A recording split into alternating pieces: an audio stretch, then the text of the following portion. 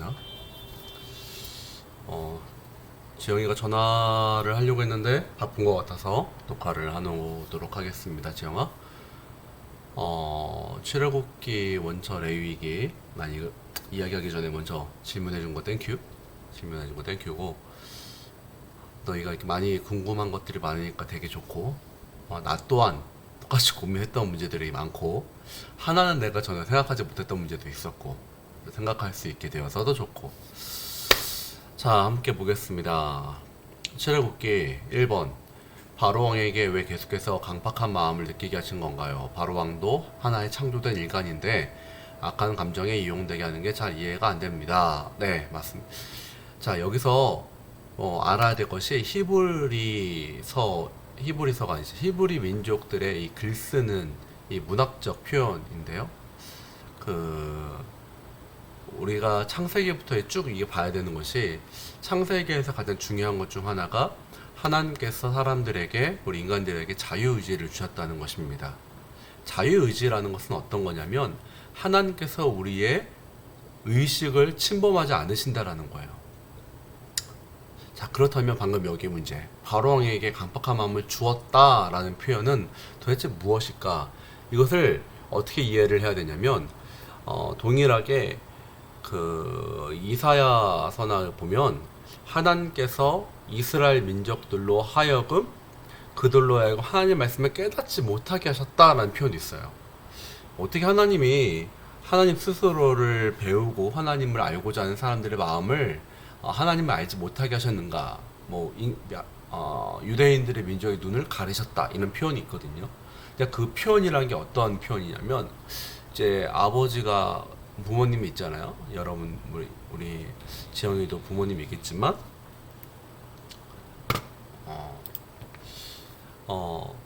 지영이 부모님이 있고 나도 부모님이 있잖아요. 근데 이제 난 이제 아들이 있다 보니까 어떤 마음이냐면, 우리 강현이가 뛰어놀아, 밖에서 뛰어놀다가 이제 다쳐요. 다치면 부모님이 어떤 마음이 들면, 내 잘못인 것 같아. 내가 강현이를 그대로 두었기 때문에 강현이가 다친 것이 아닌가라고 말을 합니다.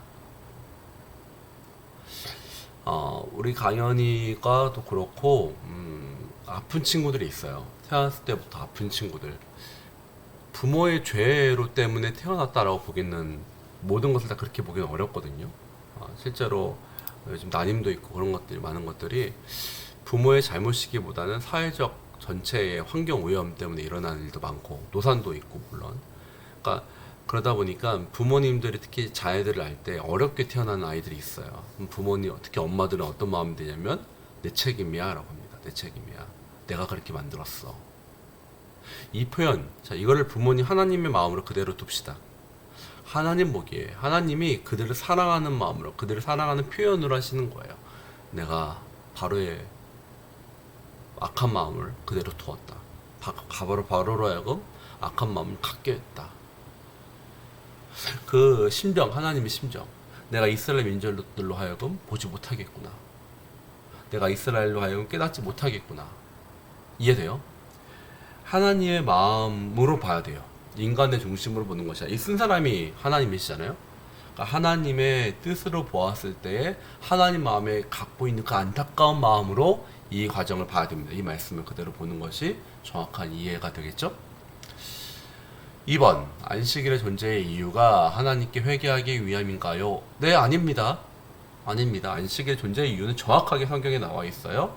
우리로 하여금 쉼을 얻게 하기 위해서 주님께 주신 것입니다. 창세기에 정확하게 나오죠. 하나님이 쉬었으므로 너희 보고 쉬라고 합니다. 안식일은 인간의 쉼을 위해서 만드셨습니다. 거기다가 신약에 보면 예수님께서 말씀하십니다. 안식일의 주인이 예수 그리스도라고 말씀하시는데, 그 이유가 내가 주인이기 때문에 내가 쉬라고 하는 거예요. 하나님의 은혜와 사랑의 표현입니다. 만약에 안식일이 없었다면, 일주일에 하루라도 쉬는 날이 없었다면 우리 인간들이 끊임없이 욕심 가운데 일만 했겠죠. 정확하게 안식일의 존재의 이유는 쉼입니다. 사랑과 쉼. 세 번째, 출애굽기 21장에서 종이나 여인과 같은 차별적 지위가 나타나는데, 하나님께서 주신 규례에 왜 그와 같은 인간의 상하 관계가 반영되나요? 사람의 관습이나 관행, 개념을 반영시키는 부분일 수 있다고 생각들지만 그럼에도 불구하고 하나님 앞에 다 평등하게 사람일진데 네, 출애굽기 21장을 한번 보도록 할게요. 출애굽기 21장에 보면 종의 규례와 종의 규례에 대해서 나오는데 자 여기서 이제 생각을 잘해야 되는 것인데 종이 어떤 사람인가요? 라고 먼저 생각해 봅시다. 종이란 개념은 어떤 개념이죠? 어떠한 사람이 종이 되기 위해서는 두 가지가 거쳐요. 하나는 한 사람에게 있어서 경제적 피해를 어마어마하게 끼쳐야 됩니다. 그 한 사람으로 하여금 갚지 못할 만큼의 경제적 피해를 입혔고 그 재판 가운데 결정이 됐어요. 그래서 자신의 집안에 있는 모든 재산을 다 팔아서 자 10억의 빚을 졌다고 합시다. 그러면 자신이 갖고 있는 게 1억이에요. 그럼 어떻게 되죠? 9억을 변제해야 됩니다. 변제. 자 그럼 9억을 변제하기 위해서 이것을 어떻게 하냐? 그 사람의 집에 들어가서 일꾼으로 일을 하는 것입니다. 이게 종의 개념이에요. 만약에 그 당시에 지금처럼 현대와 같은 어떤 뭐랄까요 감옥과 같은 시스템이 있다면 사회적으로 그 사람은 지탄을 받게 되고 그리고 9년이 넘게 엄청나게 큰 좀 죄를 졌으니까 감옥에 들어가서 있겠죠. 하지만 그렇게 된다고 해서 그 경제적인 것들이 그 먼저 경제적 피해를 입은 사람에게 도움이 되지 않아요. 종이란 개념은 무엇이냐면 그 당시 고대 시대 가운데 피해를 입은 사람으로 하여금 피해를 준 사람이 갚도록 한 시스템이었어요. 그것이 히브리 고대 민족의 종의 개념입니다. 자, 이제 똑같은 종의 개념을 다른 민족들에게는 어떻게 되었죠? 타 민족에서는 그걸 정말 인간 이하의 동물과 같은 취급을 했었죠. 그러니까 이 히브리 민족에서의 종이란 개념이 어떤 개념인지를 정확하게 이해를 하고 이 말씀을 봐야 됩니다. 또 하나의 종의 개념이 있어요. 또 하나의 종의 개념은 다른 민족이 우리에게 쳐들어오거나 다른 민족과 전투를 하게 되었을 때 진 사람에 대해서 종을 삼는 게 있습니다. 자, 이것 또한 동일한데요. 전쟁을 해서 전쟁이라는 것이 무엇이냐면 나와 다른 민족이 싸우는 거예요. 자, 그렇다면 어마어마하게 서로 간에 피해를 입게 됩니다. 거기서 내가 죽을 수도 있고 상대방이 죽을 수도 있는 입장에서 내가 승리를 했습니다. 승리를 했다면 인본주의로 이들을 다 놓아주는 것이 옳은 걸까요? 여러분 반대로 생각해 보세요. 지영이가 가족이 함께 죽었어요. 전쟁 가운데. 자, 그럼 거기에 대해서 난 하나님의 사랑이니까 다 풀어주겠다. 그럴 수 있죠. 네, 그럼 너무 좋죠. 근데 인간이라는 자체가 악해요. 기본적으로 악한 개념이 들어가기 때문에 자신에 대한 피해에 대해서 피해 보상이 이루어지는 것이 공평한 것입니다. 자, 그렇다면 나에게 피해를 끼친 사람이 피해를 갚는 거죠. 항상 이게 피해를 준 사람과 피해를 끼친 사람, 피해를 끼친 사람과 피해를 받는 사람 입장에서 이걸 정확하게 이해를 해야 됩니다. 그러니까 이 사람이 평생을 갚아도 갚지 못할 만큼의 잘못을 저질렀기 때문에 그것을 종이 되어서 갚게끔 하는 겁니다. 자, 그런데 오히려 더 신기한 게 이 부분이에요, 여러분. 지영아, 어떤 부분이냐면 피해를 평생을 갚지 못할 만큼의 이 사람에게 피해를 끼쳤는데도 불구하고 종에 관한 법이 있어요. 6년을 섬기면 7년째 놔주라는 겁니다. 이게 더 말이 안 돼. 종이 됐다라는 것 자체가 어마어마한 그 피해를 끼쳤다는 건데, 집한 것을, 만약에 본인이 집이 2억, 아까 1억을 끼쳤다고, 1억을 피해를 끼쳤다고 합시다. 근데 내가 집이 2억이 있어. 내가 피해를 끼쳤는데, 그럼 1억을 갚으면 되잖아요. 근데 내가 종이 됐다라는 것 자체는 갚을 수 없을 만큼의 큰 피해를 끼친 거란 말이에요. 자, 그런 사람에게 6년 동안 섬긴 다음에 7년 때는 풀어주라는 겁니다. 이게 공의와 은혜가 같이 들어가는 거예요. 공의는 무엇이냐? 피해를 끼쳤으니까 피해를 갚아라 라는 것이죠. 은혜는 무엇이에요? 하지만 무리하게 그 사람으로 하여금 그 사람의 인간적 자유를 너무 억압하지 말라. 그러니까 인간인 것 자체에 대해서 하나님께서 존귀하게 여기라는 거죠. 그 사람 영혼 자체를. 그래서 창세기에 보면 피채 먹지 말라고 돼요. 피채 먹지 말라는 그 어떤 표현이냐면 이제 뭐 여기 나오겠지만 동물들이 살아있는 동물을 그냥 물어 죽여서 먹잖아요. 동물들처럼 먹지 말라는 거예요. 무슨 뭐 선지해장국 먹지 말라, 피를 먹지 말라 이런 의미가 아니라 동물들처럼 살아있는 생물을 살아있는 채로 피해를 묻히면서 먹지 말라는 뜻이에요. 그러니까 인간의 본성을 버리지 말라는 거죠. 그런 것처럼 주인이 히브리 종을 사면 6년 동안 섬겼다가 7년 때 풀어주고, 혼자 왔는데 아내까지 같이 왔다면 아내도 같이 내보내주고. 읽어보세요. 쭉 읽어보면 정말 정확하게 어떤 판단 가운데 종을 내보내줄지에 대해서까지 나와 있습니다. 기본적 개념은 근데 알고 있어야 될 것이, 이 종이라는 개념은 엄청난 피해를 끼친 사람이다라는 것을 보면서 읽어보시면 훨씬 더 좋을 것 같습니다. 그래서 저는 오히려 이제 알다 보니까 출애굽기 21장을 보면서, 야, 하나님 너무 쉽게 풀어주는 거 아니야? 그런 생각이 들 때가 있어요. 그러니까 형량이 너무 적은 거 아니야? 이런 느낌? 이렇게 큰 피해를 끼쳤으면 평생 7년이 뭐야? 한 21년 정도 해줘야 되지 않을까? 그런 거죠. 그런 느낌이 듭니다, 저는. 자, 출애굽기 26장 30장. 여자도 그래요. 여자도 쭉 이제 출애굽기를 보다 보면 여성에 대한 거 나오거든요. 이 고대 시대 때 이렇게 여성에 대해서 하나님께서 존귀 여기셨다라는 거 보면 깜짝 놀라게 됩니다. 특히 여성이 피해를 끼칠 때, 그 여성이 남성에 대해서, 남성이 여자를 함부로 해서 성적인 어떤 간음을 하거나 이렇게 되잖아요. 그러면 피해 보상을 확실히 해야 됩니다. 그리고 그 자기가 아내를 취했는데 이 아내가 싫어, 내보내고 싶어. 근데 내보낼 때 그냥 내보낼 수 없습니다. 재산을 어마어마하게 줘야 돼요. 이 고대 시대 가운데 하나님께서 이 당시에 직업을 가질 수 없는 여성을 보호하기 위한 법률을 만드셨습니다. 저는 하나님 보면 진짜 멋있어요. 우리 하나님. 여성을 진짜 사랑하시고 아이들 너무 사랑하시는 하나님. 이 공의 가운데 정의를 두시는, 공의 가운데 은혜를 두시는 하나님을 볼 수가 있습니다. 자, 출애굽기 26장 30장을 보면 이건 이제 성막에 관한 거죠. 성막에 관한 거. 지금 여기서 굉장히 중요한 표현을 지영이가 썼는데, 거룩하기 위해서. 거룩하기 위해서. 근데 이 거룩이라는 뜻이 무엇인가라는 거예요. 거룩이라는 것은 지영이가 어떤 느낌이 드는지 모르겠지만, 거룩이라는 건 굉장히 단단한 얘기예요. 거룩은 카보드라는 히브리 단어인데, 거룩이라는 것은 구별되다라는 뜻이에요. 난 너희한 다른 모습을 보여주는 것입니다. 자, 출애굽기를 이해할 때 제일 중요한 것은 무엇이냐? 이들이 노예 생활 가운데 있다가 새롭게 율법을 받으면서, 즉 하나님에 대해서는 전혀 알지 못하는, 전설로 떠들어오는 우리의 신인 건 알겠는데, 이들이 어떻게 사는 것이 하나님 믿는 사람인지 전혀 몰랐던 상황이었습니다. 어린아이와 완전 갓난아기. 그래서 이 이스라엘 민족들이 이집트로부터 나온 다음에 가나안 민족, 그 광야 시대를 거쳐서 가나안에 들어가기까지를 영적으로 본다면 갓난 아기와 같은 거예요. 유치원 아기들보다도 못한 아이들입니다. 자, 그렇다면 지영이가 생각할 때 이 아이가 한국 사람이다라고 하면 지영이는 어떻게 키우고, 한국 사람 아이가 키우는 거랑 미국 사람 아이랑 키우는 건 다르거든요. 한국 아이는 엄마가 아이를 태어나자마자 미역국을 먹죠.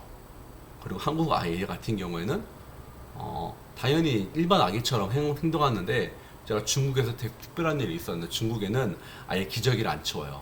바지를 보면 바지가 쭉 가운데 찢어져 있어요. 그러니까 그게 일부러 어디서든지 똥을 싸게 하게끔. 그거 보면 쟤는 중국 아이구나라고 알아요. 그러니까 이 말을 드는 이유가 무엇이면, 거룩이라는 것은 구별이라는 거예요.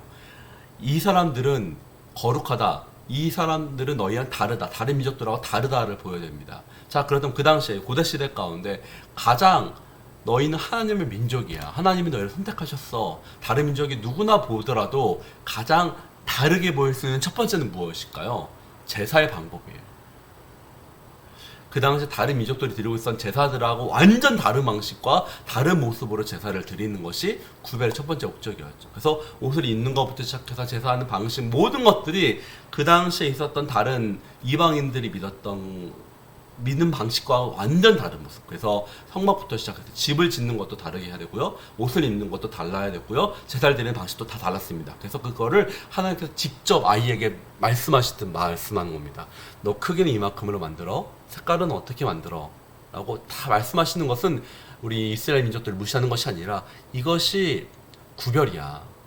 너희가 행동하는 거, 말하는 거, 입는 거, 예배하는 거 모든 것들이 다르게 살아야 돼. 그래서 이것이 단지 그러니까 우리가 그리스도인으로 살 때 이 말씀 읽으면서 어떤 것들을 난 느끼게 되냐면 내가 평소에 삶을 살 때에도 난 그리스도인들처럼 살고 있느냐. 그러니까 물론 그렇게 많이 다르진 못해요. 우리가 비그리스도인들과. 하지만 그리스도인들과는 다른 모습으로 살아야 되는 것이 필요한 거죠. 이 성막을 보면서. 그래서 거룩하기 위해서 하나님께서 규례를 주신 것들이 대표적인 것들이 11조래 10계명입니다. 10계명을 보고 또 이 레위기를 보면서 되게 이제 많이 보게 될 건데 가족 간의 관계부터 시작해서 성관계 아니면 사람들의 이런 의료적인 것들 필요해서 이 출애굽기부터 레위기까지 쭉 모든 것들이 다 거룩을 위한 것이에요. 이게 출애굽기 26점 30절까지가 아니라 전부 다 레위기라는 것 자체는 레위인들 즉 거룩한 자들 분별된 자들의 기록이거든요. 그러니까 이 사람들은 생활 습관부터 모든 것을 다 다르게 해라라는 너희들 특별한 사람들이야 라는 그런 모습을 쭉 쓴 것이 레위기예요. 그래서 레위기의 주제는 거룩이에요. 거룩. 그래서 그런 것처럼 어떤 생활의 모습 패턴대로 살아라는 것이 쭉 적혀져 있어요. 자, 그것을 그대로 현대까지 적용할 수 없는 것들도 있어요. 그 당시에 만에 다른 민족과 다른 모습으로 해야 되는 것, 성막 같은 것도 지금 그렇게 예배드리지 않잖아요. 하지만 성막에 담겨있는 의미 아니면 제사장에 담겨있는 의미, 그 의미를 현대적으로 해석을 하는 것이 필요하겠죠. 자, 5번 출애굽기 34장 1절 모세에게 돌판을 새롭게 깎아오라고 했는데 어떤 의도가 있었습니까? 이 부분은 아까 내가 어떻게 얘기한 건데 내가 생각하지 못했던 부분이었어요. 야, 그러네. 그 전 첫 번째 10계명을 줄 때는 여호와께서 직접 돌판을 만드셔서 주셨는데 두 번째는 모세에게 직접 깎으라고 해서 거기다가 이제 하나님께서 글씨를 쓰셨죠.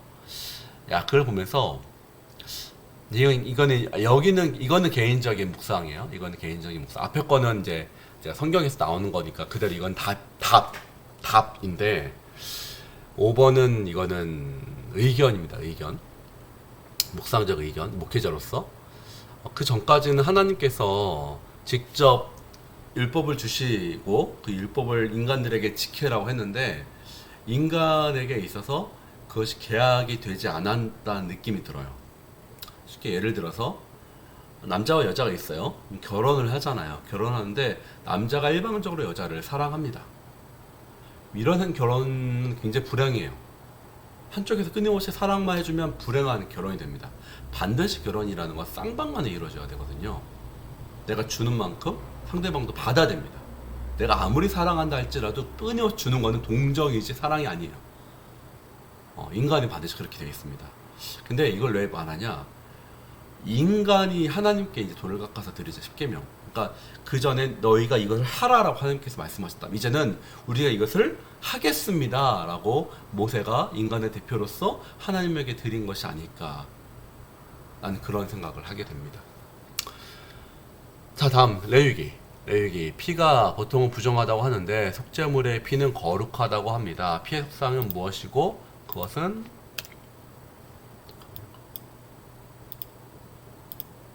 어떻게 결정되는 건가요? 피는 부정하다고 하지 않고 피는 보통 거룩하다고 하죠. 이제 어떤 피냐에 따라 가는 것 같긴 한데 아까 말했던 동물의 피나 이런 것들은 부정하죠. 부정하다라는 것은 정확하게 알아야 됩니다. 부정이라는 의미를 너무 이상하게 생각하지 말아요. 문자 그대로 받아들여야 됩니다. 부정, 깨끗하지 않다라는 것입니다. 어떤 피가 깨끗하지 않냐?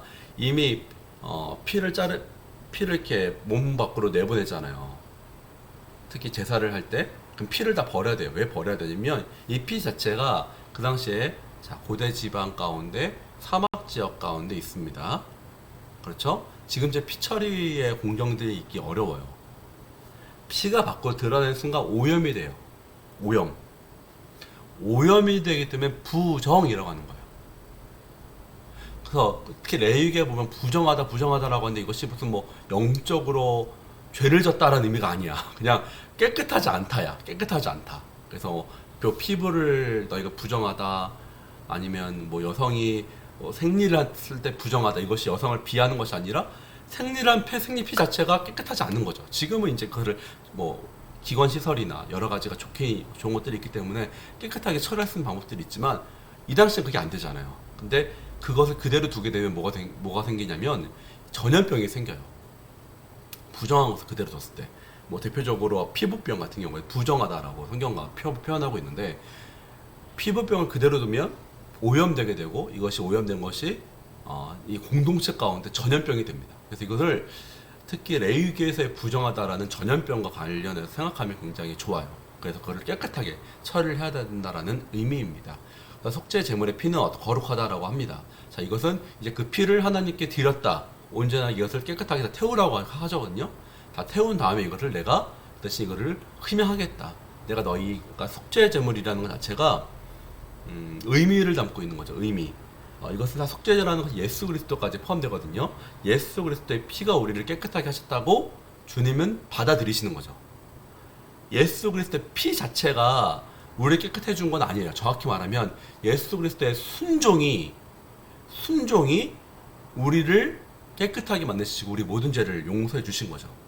하나님 입장에선. 근데 그 순종의 행위가 무엇이에요? 십자가 달려 죽는 것, 즉 피를 흘리는 거죠. 그래서 이 속죄 제물을 너희가 속죄 제물을 하나님께 드렸을 때 죽이잖아요. 피를 내잖아요. 그 행위, 그 순종함 그것을 내가 거룩하게끔 받아주겠다라는 거예요. 그래서 그것을 지금으로 돌이키면 예수 그리스도의 피를 우리가 의미하면서 우리가 죄를 지었을 때 하나님께 하나님 잘못했습니다. 용서해 주십시오. 예수 그리스도께서 우리를 죄를 용서해 주셨음을 감사합니다라고 구약의 제사가 그대로 신약 가운데 이루어지게 되는 것이죠. 아까 제가 얘기한 것처럼 구약에 있는 모습이 현대화 된 거죠. 정확히 말하면. 사실 현대화라는 표현은 또 틀린 거지 저하고 똑같은 의미인 거죠. 자, 2번. 아론의 아들들이 불을 잘못 놨다는 이유로 죽게 되었는데요. 그렇죠. 이전에 이스라엘 지은 죄보다 심각하지 않다고 느꼈는데요. 앞에서는 죄를 용서하시고 참으시는 모습을 봤는데 아론의 아들들은 바로 죽이시는 모습을 보고 의아했습니다. 불을 잘못 놓는 데가 그렇게 큰 죄인가요? 자, 아론의 아들들이 어떤 상황인가요? 항상 성경을 볼 때에는 문자 그대로 보는 것이 중요한데, 자, 문자 그대로 볼 때 배경을 봐야 됩니다. 아론은 어떤 사람이죠? 대답해보세요. 아론은 대제사장이에요. 대제사장. 지금으로 보면 뭐 완전 틀린 거예요. 틀린 건데 굳이 내가 그냥 이해를 시키려고 하는 거예요. 교황이라서 그때 교황. 나 교황 인정하지 않아요. 절대로.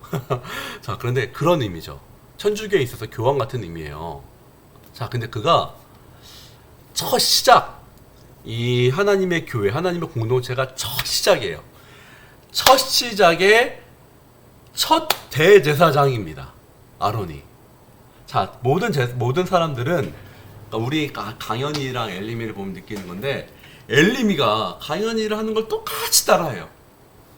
잘못하는 것도 똑같이 따라해. 너무 짜증이나. 저 김강현 나쁜 거 진짜 왜 이렇게 똑같이 따라하냐고. 그래서 강현이의 행동을 고치려고 되게 많이 하거든. 이해가 되나? 이게 아론의 아들들이 첫 시작 가운데 하나님께 잘못 드리는 제사를 하나님 그대로 두신다면 자, 어떻게 될까요? 사람들이 그걸 보면서 저렇게 드려도 되겠구나라고 합니다. 그래서 시작부터 모든 것들이 어그러집니다. 완전히 이 공동체 자체가 망가져버리는 일이 벌어집니다. 이 일이 똑같은 게 어디서 일어나냐면 신약 성경 가운데 하나님이 교회를 첫 세웠을 때 예루살렘 교회가 처음 세워졌을 때에 일어나는 것이 아나니아와 삽비라의 이야기가 이미 있습니다. 거짓말을 해요. 거짓말. 어떤 거짓말 하냐? 본인이 하나님께 거짓말을 합니다. 하나님께. 그래서 하나님께서 그 거짓말을 한 두 부부를 죽이십니다. 사실 그것이 첫 교회에서만 일어난 일이에요. 하나님께서 거짓말 한 번 한 것이 뭐 큰 죄입니까? 라고 할 수가 있는 것인데 첫 시작 가운데 그들의 위치가 일반 사람이 아니었다라는 거예요. 리더. 리더가 지영이 생각할 때 리더가 어떠한 죄를 저지르면요, 그 죄를 똑같이 밑에 사람들 따라합니다. 리더의 위치가 그렇죠. 그래서 이 레위기 17장을 보면 그 대제사장과 왕의 위치에 대해서 나오는데, 하나님께서 어떻게 말씀하시냐면, 백성 전체, 이스라엘 백성들이랑 그다음 400만, 300만 생각합시다. 이 죄 전체의 크기를 왕 한 명의 죄의 크기와 동등하게 취급하십니다. 왕 한 명이 잘못된 판단을 하면 그 민족이 망해버리거든요. 지금도 뭐 다르지 않고, 러시아만 봐도 푸틴의 하나의 결정과 생각이 러시아 전체 운명을 바꾸죠. 그렇게 생각하면 돼요. 아론, 모세, 이 지도자 위치에 있는 사람들의 죄가 사람들하고 똑같이 한 명 한 명의 죄가 아니라 이거는 민족 전체의 죄와 동일하게 봐야 됩니다. 그래서 난 이 말씀 볼 때마다, 난 목회자잖아요. 나도 거짓말 할 수 있고, 나도 하나님 앞에서 죄를 질 수가 있는데 되게 두려워요. 때로는 내가 잘못하게 되면 이 나의 잘못이 여러분들 전체에 영향을 끼쳐버리니까 하나님은 나에게 더 심하게 책망하실 때도 있으신 거예요. 그런 겁니다. 그래서 리더가 될수록 더 거룩해야 됩니다. 자, 현재 교회에서는 사랑이라는 것이 중심이 되었는데, 레위기 당시에 하나님께 사랑으로 용서해 주시는 것이 아니라 규칙이나 규율이 더 크게 작용한다고 느껴지죠. 네, 아까 얘기한 것처럼 사랑이라는 것 자체를 용서와 사랑이라는 것 자체를 느끼려면 뭐가 있어야 되면 반드시 기준점이 있어야 돼요. 용서라는 것은 죄가 있기 때문에 사랑이라는 것을 용서가 받아들여집니다. 잘못이 있기 때문에 용서라는 개념이 받아들여지죠. 쉬운 예가 없을까?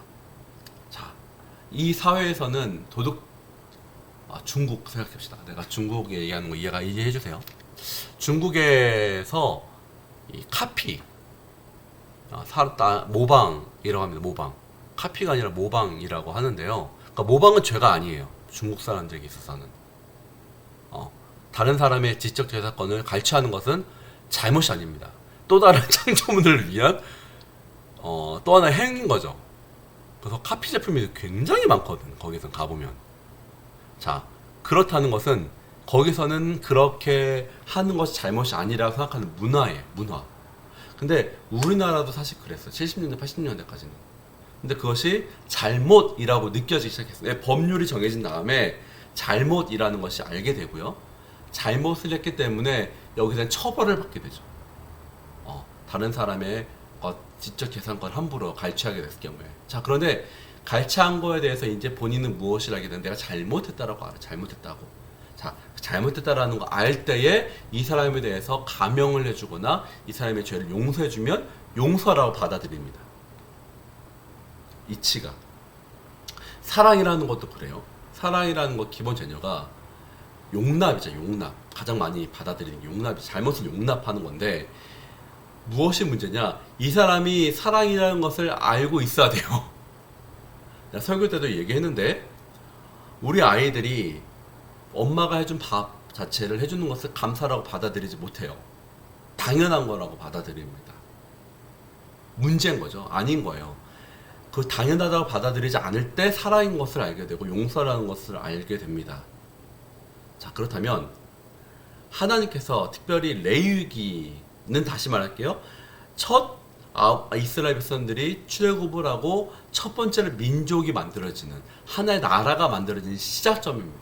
그렇다면 이 사람들에게 가장 필요한 것은 무엇이냐면, 방임이 아니라 어린아이 유치원에게는 파란 불에 건너야 되는 것, 손을 들어야 되는 것, 그리고 밥을 먹을 때 어떻게 밥을 먹는 것, 옷을 어떻게 입는 것, 모든 시스템 하나하나를 이 아이들을 보호하기 위해서예요.